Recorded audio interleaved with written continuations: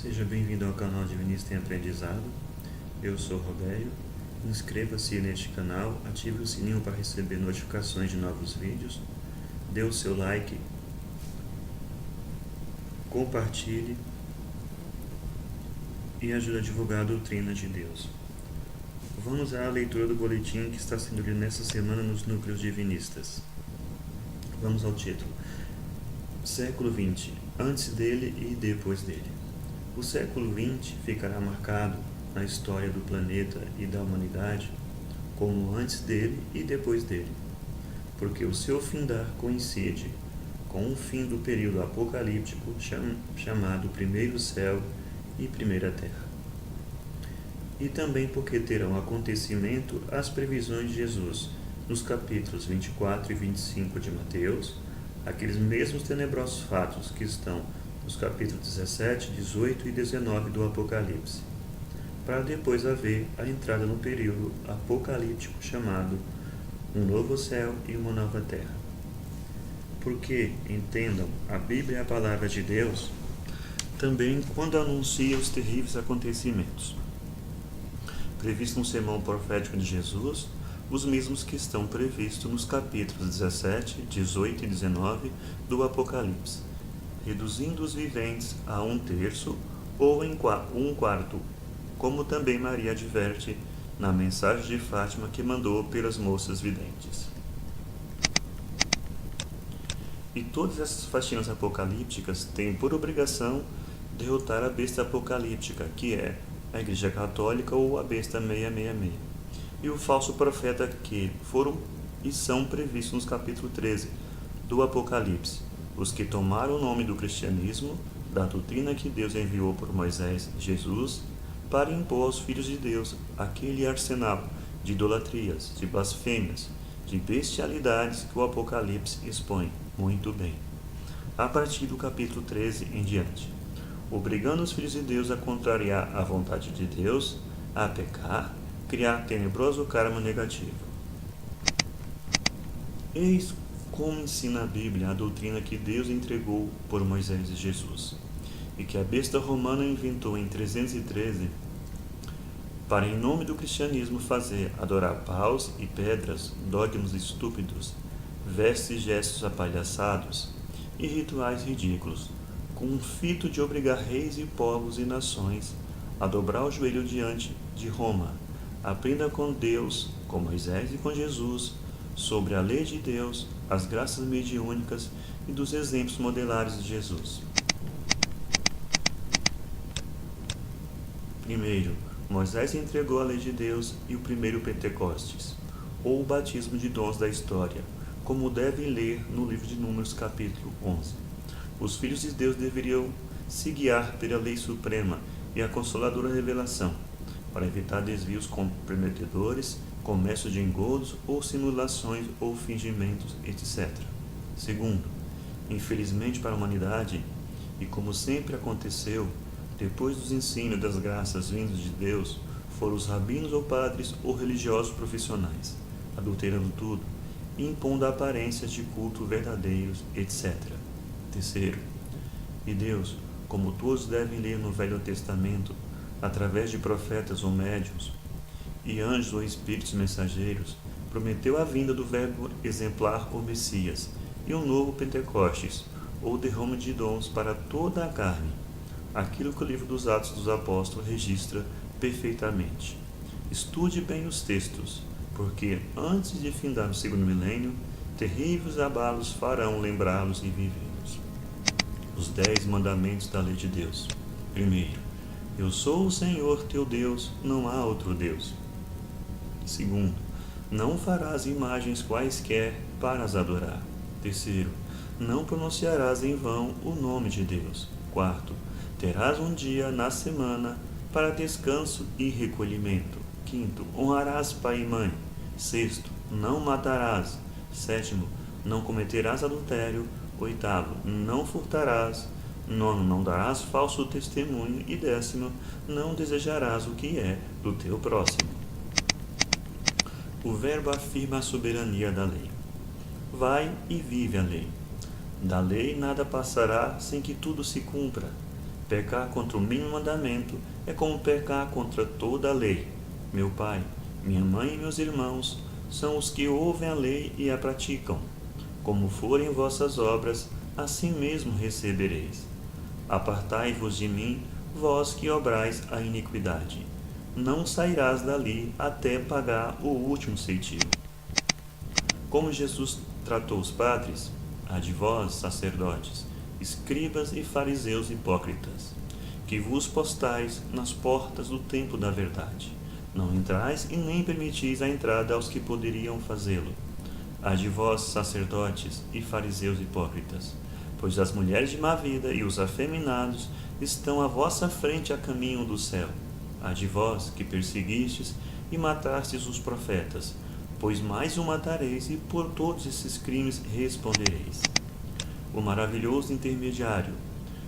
Foi sobre a graça do mediunismo intermediário que Jesus disse: Bem-aventurado é Simão Bar-Jonas, porque não fora a carne e o sangue quem te informaram de mim, mas sim o Espírito Santo de Deus, o qual será derramado sobre toda a carne. E sobre esta rocha edificarei a doutrina do Pai, e as portas dos infernos jamais prevalecerão contra ela. Depois, ao surgir a besta romana, foram adulterando muitos textos do Novo Testamento para justificar a mesma besta. Mas leiam os textos seguintes sobre os dons mediúnicos, porque o intento de Deus, de Moisés e Jesus, foi encher a terra de profetas, videntes ou médiuns. Estude bem os textos da Bíblia sobre as graças mediúnicas. A doutrina de Deus foi entregue por períodos, por épocas. Começou lá em Vyasa Veda, vem através dos tempos, até chegar em Moisés, que é o grande culto do revelacionismo, que poderia dizermos assim, o primeiro tempo. Quem dera que o Senhor desse o seu Espírito Santo e que toda a carne profetizasse. Números 11, 29. Aí Deus promete os dons mediúnicos para toda a carne. Aí vem as promessas, que é o segundo tempo. Derramarei o meu Espírito sobre tua semente, e a minha bênção sobre a tua descendência. Isaías 44, 3. Derramarei o meu Espírito Santo sobre toda a carne, e vossos filhos e filhas profetizarão. Vossos velhos terão sonho, e vossos jovens terão visões. Aí vem o terceiro tempo, que é os preparativos. Com a vinda de Jesus e João Batista, foram os preparativos para a implantação da doutrina de Deus. Porque para vós é a promessa, e para quantos estiverem longe, quantos o Senhor a si quiser chamar. Atos capítulo 2. Aí o cumprimento da promessa, que é o quarto tempo. Jesus, após o Pentecostes, batiza em dons do Espírito Santo. Porque a um pelo Espírito Santo é dada a palavra de sabedoria, a outro de ciência, a outra fé, a outro o dom de curar, a outra a produção de maravilhas, a outra a profecia, a outro o discernimento dos espíritos, a outro as línguas diversas e a outro as interpretações. Primeira Epístola de Paulo aos Coríntios, capítulo 12. Caríssimos, não creais a todo espírito, mas provai se os espíritos são de Deus. Porque muitos já foram os falsos profetas que se levantaram no mundo. Primeira Epístola de João, capítulo 4. Deus não é de mortos, mas de vivos, porque aqueles que forem dignos da ressurreição serão como os anjos dos céus. Mateus capítulo 22, 30. Testificando Deus com eles por sinais, milagres, várias maravilhas e dons do Espírito Santo distribuído por sua vontade. Hebreus 2, 4. Antigamente, em Israel, indo alguém consultar a Deus, dizia assim: Vinde e vamos ao vidente, porque o profeta de hoje se chamava então vidente.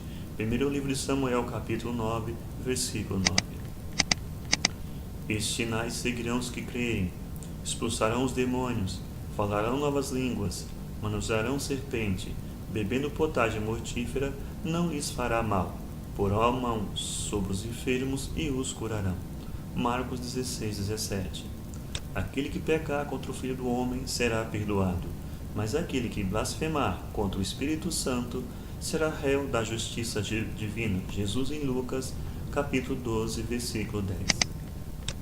Perante esta doutrina, da lei de Deus, das graças mediúnicas dadas por Deus e dos dons e dos exemplos de Jesus, não podem ser cultivadas imagens quaisquer, nem fingimentos quaisquer, nem dogmas estúpidos, ou que se julguem juízes de Deus, para adulterar ensinos divinos. Nem deve aparecer rituais caricatos ou bestiais, para sujeitar reis, povos e nações diante dos politiquismos quaisquer, porque com a lei, as graças instrutivas e consoladoras, Deus propicia a conscientização espiritual e moral, a boa formação de caráter, para que surjam então os honestos funcionários em todas as atividades sociais. Leiam bem os capítulos 14, 15 e 16 do Evangelista João sobre as graças mediúnicas ou dons do Espírito Santo. Deus, por meio de Jesus, entregaria a doutrina da lei vivida e das graças mediúnicas nobremente cultivadas, para nunca faltar a revelação instrutiva e consoladora. E o mesmo leia nos capítulos 1, 2, 3, 4, 7, 10 e 19 do livro dos Atos dos Apóstolos, que o batismo foi de dons do Espírito Santo ou carismas mediúnicos, nunca de Pedro ou de homens quaisquer. Por causa dos crimes que a besta e o falso profeta colocaria no lugar da doutrina de Deus, foi que Jesus previu as tenebrosas tragédias previstas em Mateus, capítulos 24 e 25, a caírem sobre os terrícolas, ao findar do segundo milênio. E as mesmas punições estão previstas no Apocalipse, capítulo 17, 18 e 19. Aprendam que Jesus não veio para dizer tudo, tendo dito: tenho muito para vos dizer ainda, porém vós não podeis suportá-lo agora. Aprendam que depois de Jesus sair do mundo, é que Deus prometeu o Evangelho Eterno, no capítulo 14, versículo 6 do Apocalipse. Síntese do Evangelho Eterno: princípio ou Deus. Essência divina, onipresente, onisciente, onipotente, que a tudo origina, sustenta e destina, e cujo destino é a reintegração total. O espírito e a matéria, os mundos e as humanidades, e as leis relativas retornarão à unidade essencial, ou espírito e verdade. Se deixasse de emanar, manifestar ou criar, nada haveria sem ser ele, princípio onipresente. Como o princípio é integral, não crescendo nem diminuindo, tudo gira em torno de ser manifestador e manifestação, tudo manifestando e tudo reintegrando. Eis o divino monismo. Espírito Filho. As centelhas emanadas, não criadas, contêm todas as virtudes divinas em potencial, devendo desabrochá-las no seio dos mundos, das encarnações e desencarnações, até retornarem ao seio divino como unas ou espírito e verdade. Ninguém será eternamente filho de Deus. Tudo voltará a ser Deus em Deus. Essa sabedoria foi ensinada por Hermes, Krishna e Pitágoras. Jesus viveu o personagem inconfundível de verbo exemplar, de tudo que deriva do um essencial, e a ele retorna como uno total. O túmulo vazio é mais do que a manjedoura, e entendam bem. Carro da alma ou perispírito. Ele se forma para o Espírito Filho ter meios de agir no cosmos, ou matéria. Com a autodivinização do Espírito, ao atingir a união divina, ou reintegração, finda a tarefa do perispírito. Lentíssima é a autodivinização, isto é, o desabrochamento das latentes virtudes divinas. Tudo vai aumentando em luz e glória, até vir a ser divindade total, união total, isto é, perdendo em relatividade para ganhar em divindade. Matéria ou cosmo. A matéria é essência divina, luz divina, energia, éter, substância, gás, vapor, líquido, sólido. Em qualquer nível de apresentação, é ferramenta do Espírito Filho de Deus. É muito infeliz quem não procura entender isso. Ao findar do segundo milênio, a humanidade é um arsenal de pútridos e fedorentos clericalismos e bastardos ismos, e livreirismos dolosos ou capciosos, que procuram ocultar dos filhos de Deus as verdades bíblicas, mas poderão ficar eternamente atraiçoando o programa divino doutrinário, aquilo que Deus promete no Apocalipse, principalmente nos capítulos 14, 19, 21 e 22? Do fato de tantos arapuquismos religiosistas andarem ludibriando os filhos de Deus, devem supor que também poderão ficar eternamente mentindo, sem terem de, em tempo certo, como Jesus assinala nos capítulos 24 e 25 de Mateus, prestar severíssimas contas à justiça divina. O século XXI ficará na lembrança dos herdeiros da terra do porvir, como antes dele e depois dele, por tudo aquilo que ele mostrará de profundíssimas comoções renovadoras, e no livro Evangelho Eterno e Orações Prodigiosas estão os avisos de como viverão os viventes do ciclo, um novo céu e uma nova terra. Assim no boletim Oswaldo Polidoro, Pai Divino. Agradeço a todos pelo acompanhamento aí no canal. Fiquem todos nas bênçãos divinas. Vá na descrição do boletim do vídeo, vai ter uma parte do boletim, porque não comporta todo o boletim. Que Deus abençoe e pague a todos. Fiquem nas bênçãos divinas.